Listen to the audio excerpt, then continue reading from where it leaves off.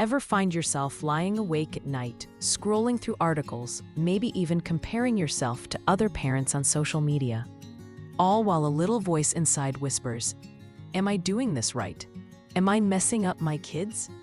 If you've ever felt that knot of uncertainty in your stomach when it comes to how you're raising your children, please know you are so far from alone.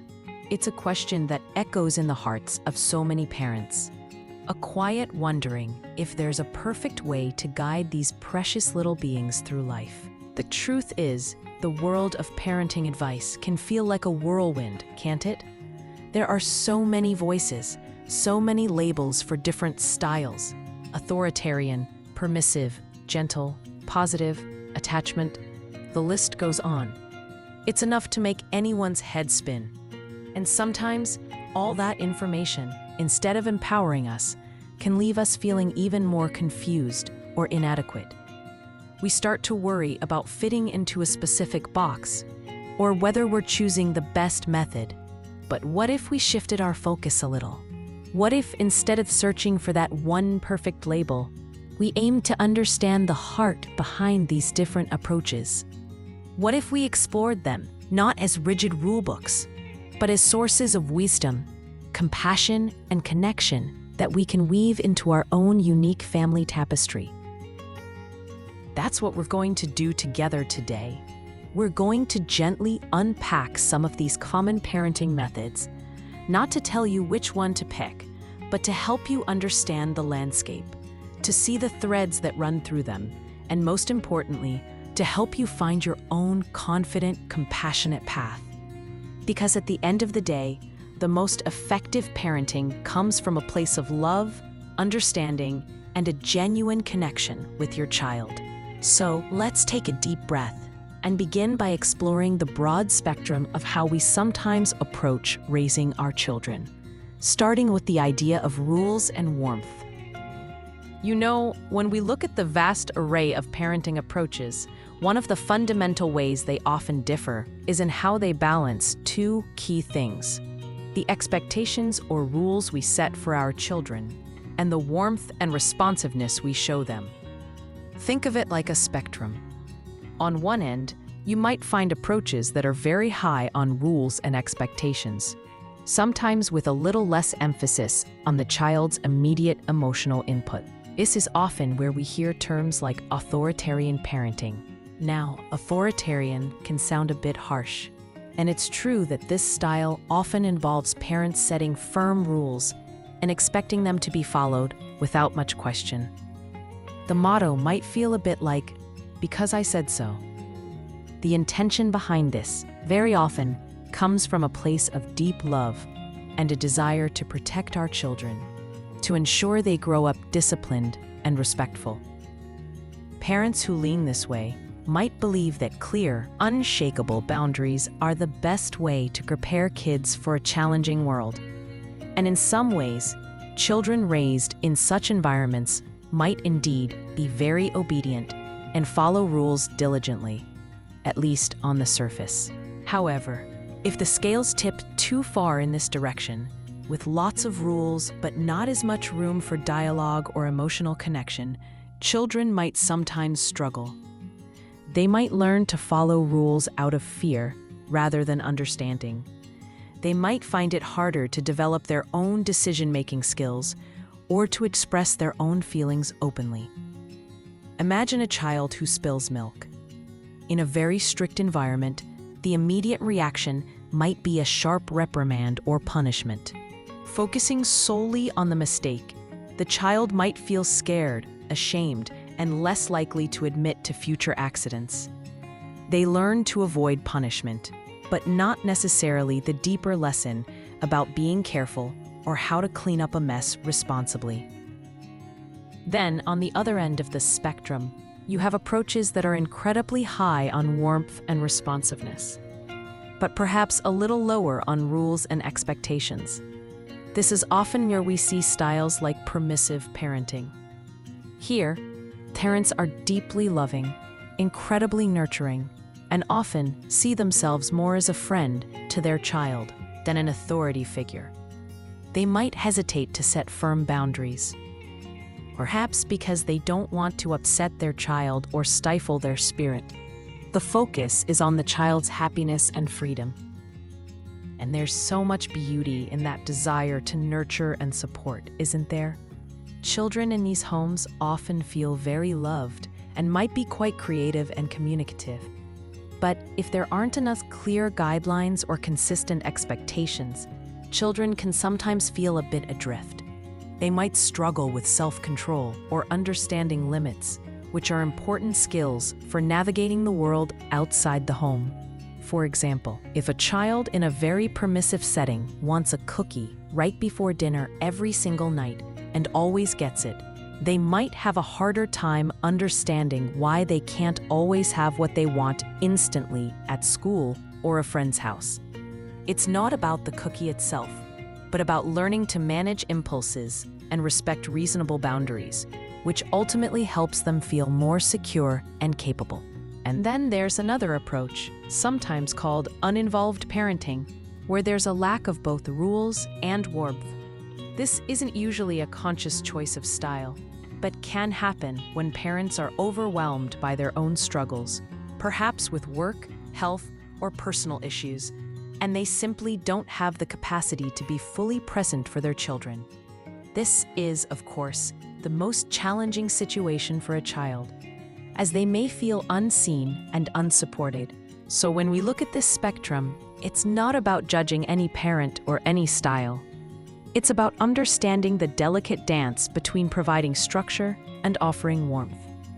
It's about recognizing that our children need both roots and wings, the security of knowing there are boundaries and expectations, and the freedom to explore and grow, knowing they are unconditionally loved and supported.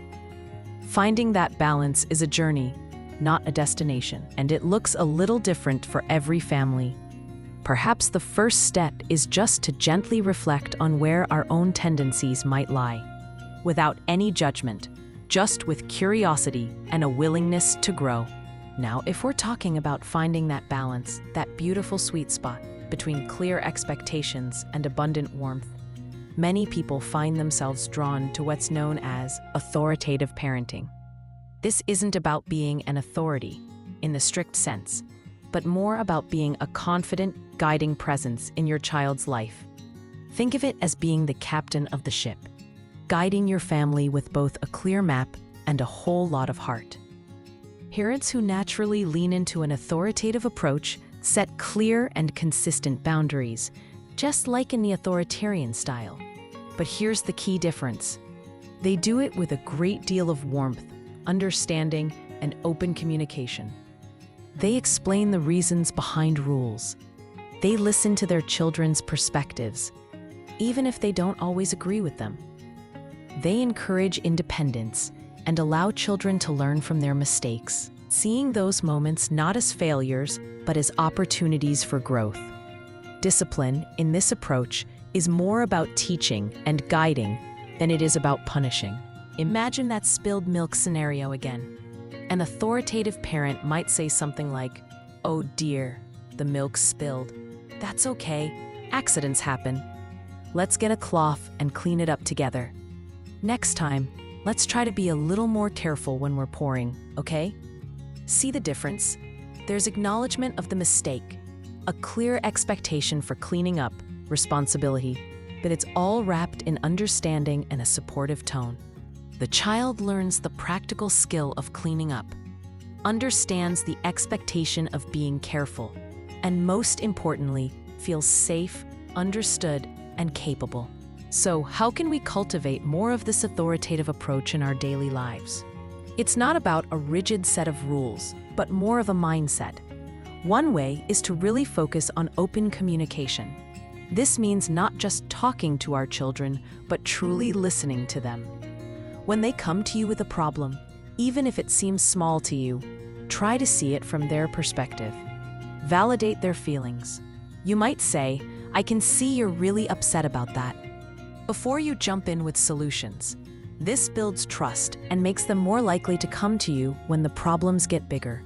Another important piece is setting clear, reasonable expectations and boundaries. Children actually thrive when they know what's expected of them. It makes them feel secure. But these boundaries should be age-appropriate and explained. Instead of just saying, "No, you can't watch more TV," you could say, "We agreed on 1 hour of TV today, and that time is up. We need to stick to our agreement so we have time for reading and playing before bed. Which book would you like to read tonight?" This way, you're holding the boundary, explaining the why, and offering a positive alternative. And then there's the idea of fostering independence and problem-solving skills. Instead of always swooping in to fix things for our children, we can guide them to find their own solutions. If they're struggling with a toy, you could say, "That looks tricky.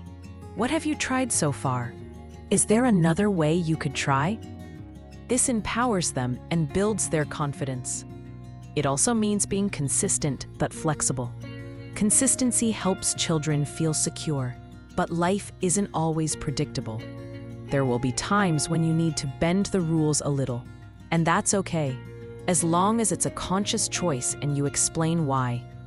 Maybe a special occasion means a later bedtime, or a tough day at school means a little extra screen time comfort. The key is that these are exceptions, not the everyday rule, and they are handled with communication. Ultimately, authoritative parenting is about building a relationship based on mutual respect. It's about guiding our children with a firm but gentle hand, helping them develop into responsible, compassionate, and self-reliant individuals. It takes patience, it takes effort, and goodness knows we won't always get it right. But every time we choose connection over control, understanding over punishment, we are strengthening that beautiful bond with our child. Beyond the spectrum of control and warmth and the balance found in authoritative parenting, there's a whole family of approaches that place an even stronger, more central emphasis on the emotional connection between parent and child, and on understanding and responding to a child's needs with deep empathy. These are often referred to by names like attachment parenting, gentle parenting, or positive parenting. While each might have its own nuances, they share a common heart: the belief that a secure, loving attachment is the foundation for a child's healthy development. Attachment parenting, for example, often emphasizes practices like extended breastfeeding, baby wearing, keeping your baby close in a sling or carrier, co-sleeping, sharing a bed or room with your baby, and responding quickly and sensitively to a baby's cries. The idea here is that these practices help build a strong, secure bond between parent and child, making the child feel safe, loved, and understood right from the very beginning.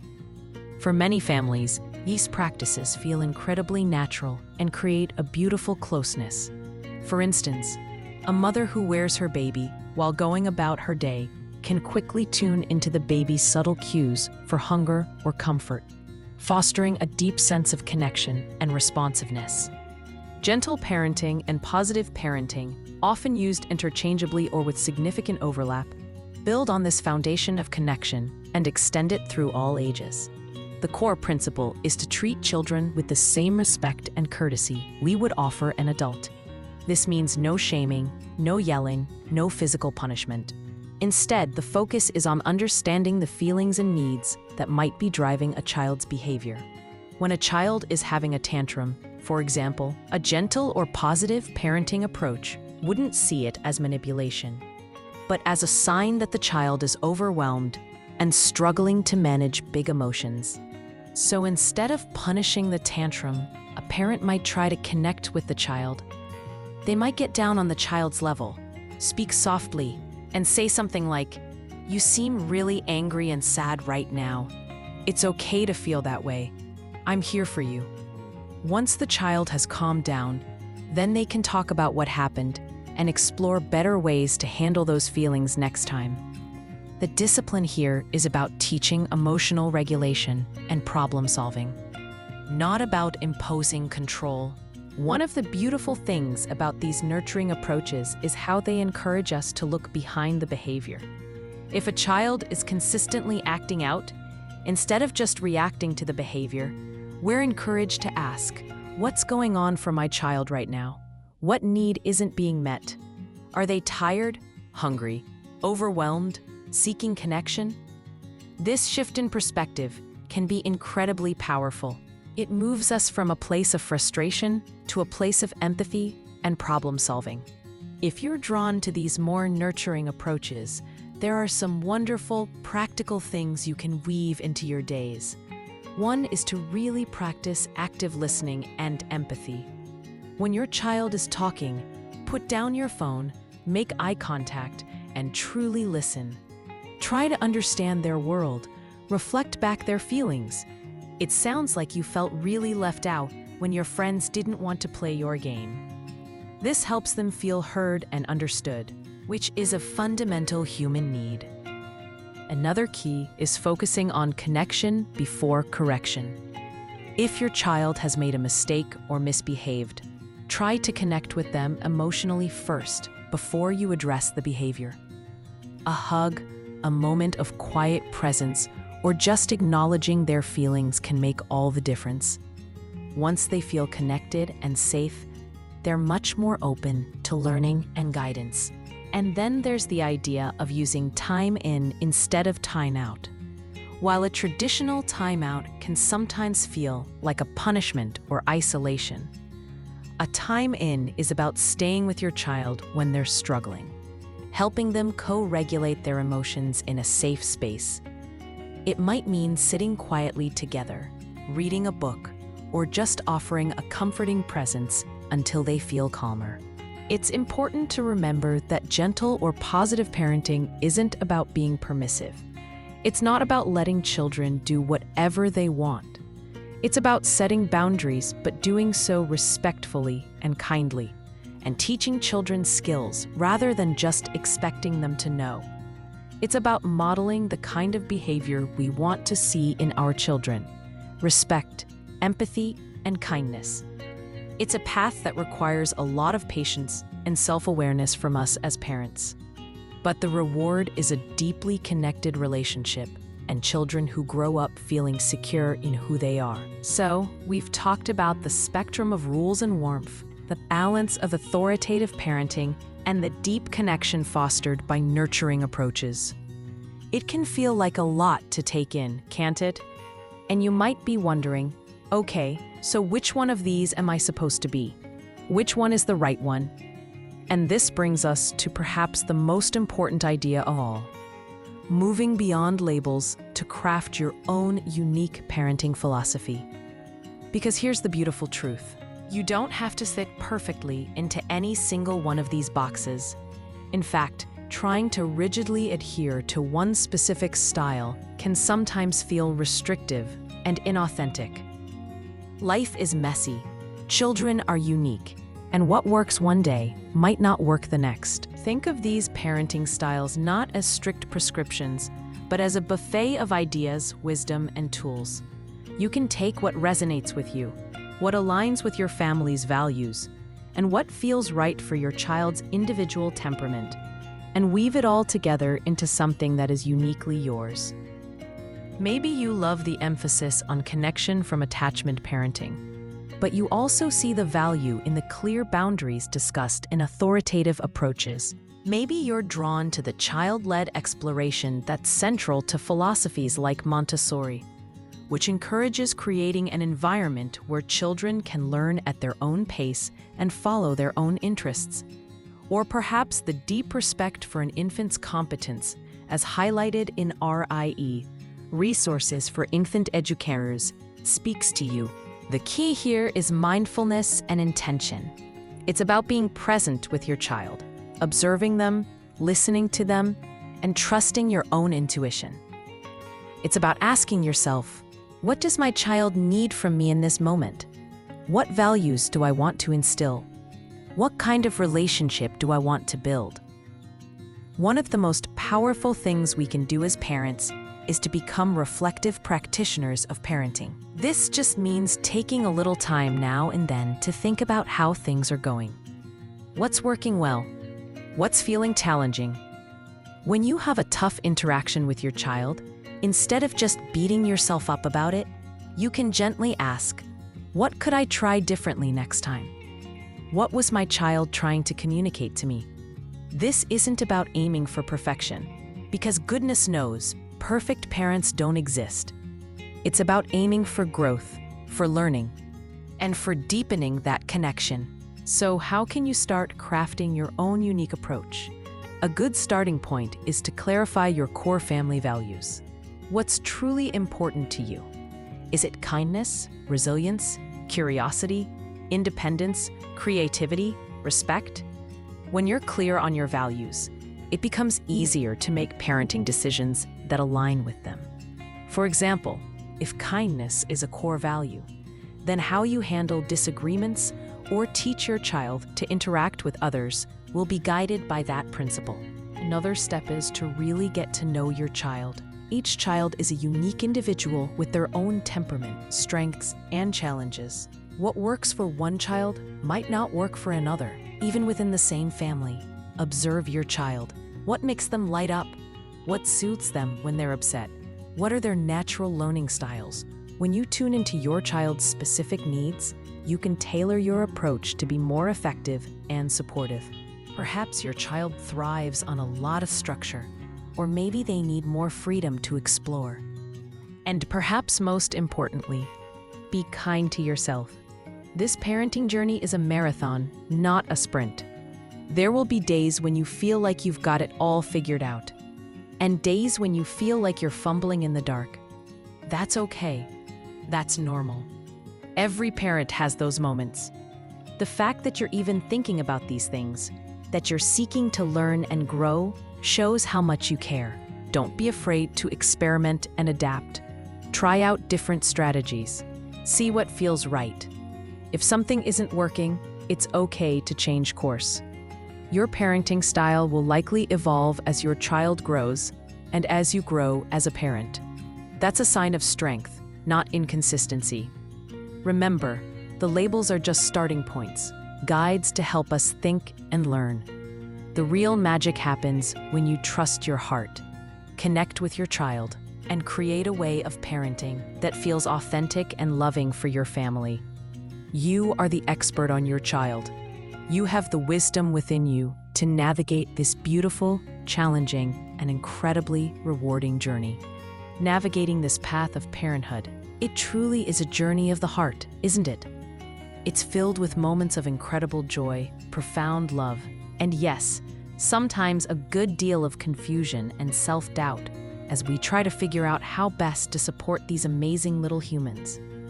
As we've explored some of these different approaches today, I hope what you've heard, more than anything, is an invitation to approach this journey with even more compassion. Compassion for your children. And just as importantly, compassion for yourself. It's not about finding the one right way or about achieving some impossible standard of perfection.